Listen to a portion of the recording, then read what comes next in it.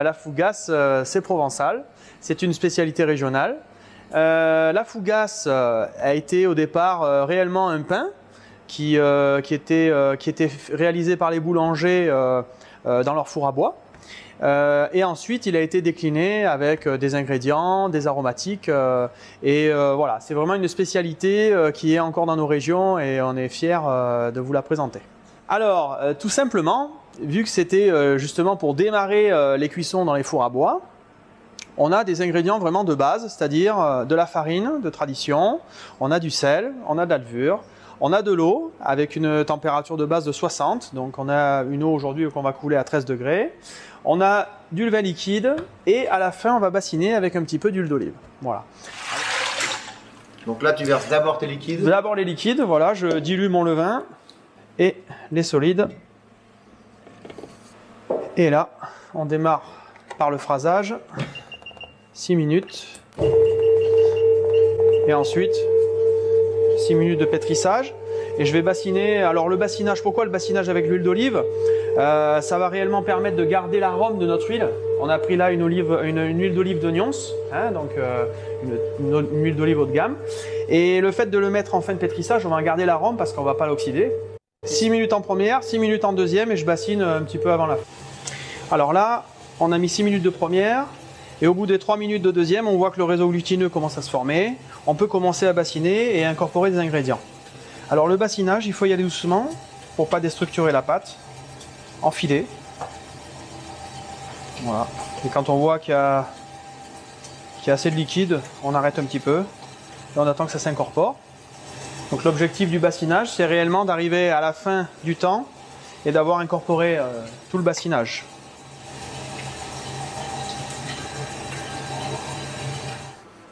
Donc là, on regarde un peu le réseau. Bon, on va pétrir encore 1 minute. Allez, hop. Alors, on va vérifier le réseau glutineux. On va voir si le pétrissage est bien réalisé. Ok, on voit que le réseau s'est formé. C'est bon. On est pétri. Pâte à 24 degrés, on peut la sortir. Alors, vu que on a de l'huile d'olive dans la fougasse, je sors à l'huile. On débac un tout petit peu d'huile, hop, et il reste rien dans le pétrin. Avec un petit peu d'huile dans le fond du bac, c'est parfait. On va laisser pointer 1h30.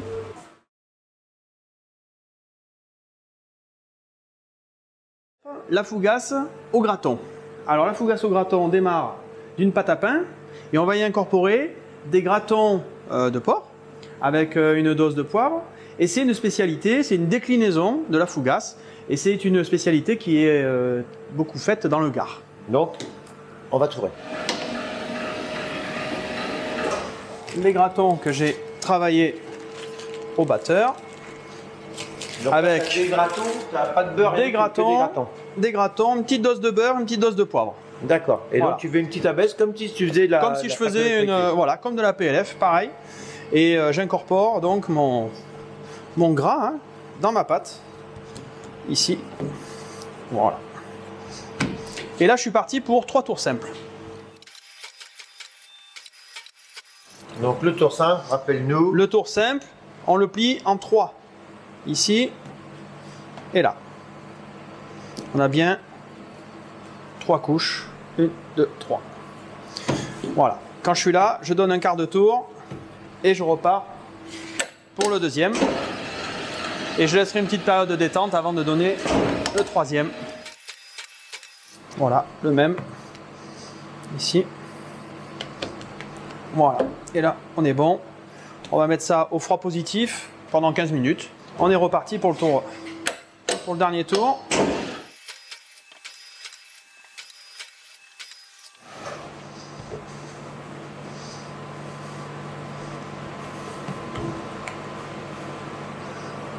Parfait. Et voilà, 3 tours simples. Donc là, Rodolphe, ton pâton est à 3 tours simples. Voilà. Avec les croutons, tu vas l'abaisser de nouveau. Voilà, on va l'abaisser à 4 mm et on va détailler. D'accord. Donc ça, c'est la baisse finale. C'est la baisse finale. Il faut toujours y aller progressivement. Faut pas déchirer le pâton. Environ 30 cm sur la hauteur. Et là on est bon. Allez, on va au détaillage. On va parer les bords. On voit déjà un feuilleté. Oui.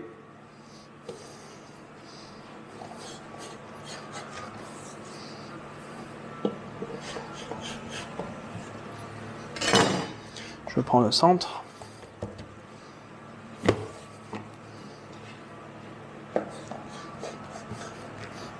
Ici. Et là, je vais couper en 3.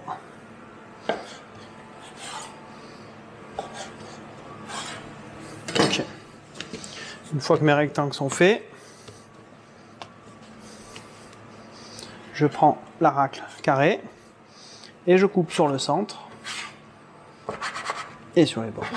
Et là, ça ressemble à un papillon.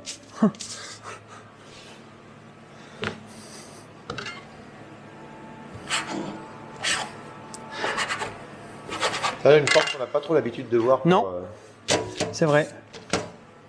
C'est pas une forme habituelle. C'est vraiment celle-là de Fougasse. Cette forme de Fougasse, elle est vraiment réalisée très souvent dans cette forme-là. Parce qu'on a tellement de variétés de Fougasse. Ça permet en vente de les différencier. Différencier aussi, bien sûr.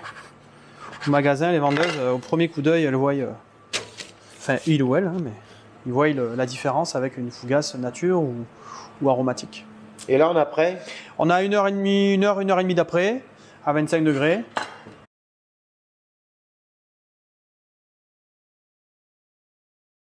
La Fougasse, elle est levée. Alors on va y mettre un petit coup de dorure. Ça doit être assez léger. Et on va la mettre au four ventilé. Alors on est vraiment là sur du snacking. Hein. Ça fait partie du snacking. Et on va mettre ça à 170 pendant 15 minutes. 15 minutes. On voit bien le feuilletage qui s'est créé. C'est ça.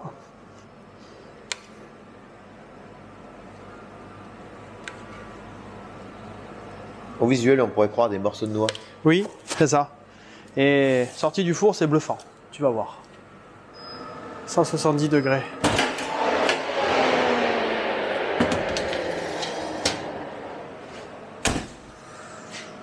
Et c'est parti pour 15 minutes.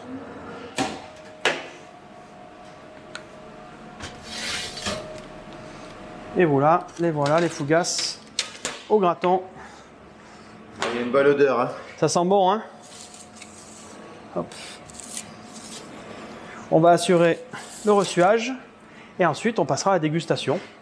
Ça se mange plutôt tiède ou... Alors ça peut se manger tiède, ça se mange froid aussi. Alors dans la région du sud, on mange ça au petit déjeuner. Hein. Au petit déjeuner. C'est mangé au petit déjeuner. On voit bien le feuilletage quand même qui s'est formé hein, ici. Oui. Oui, on voit le feuillet. Ouais, bien le feuilletage. Alors cette Fougasse-là peut être faite à la fois briochée, à la fois feuilletée ou à la fois briochée et feuilletée. Voilà, là on a un peu le mix des deux et tu verras, c'est pas mal. La Fougasse gardoise avec des gratons secs et des gratons souples de porc. Et donc là, on est plus sur un tourrage, un petit peu de feuilleté, une cuisson soutenue pour avoir du croustillant et un produit qui se déguste au casse-croûte ou en fin de matinée quand on a un petit creux.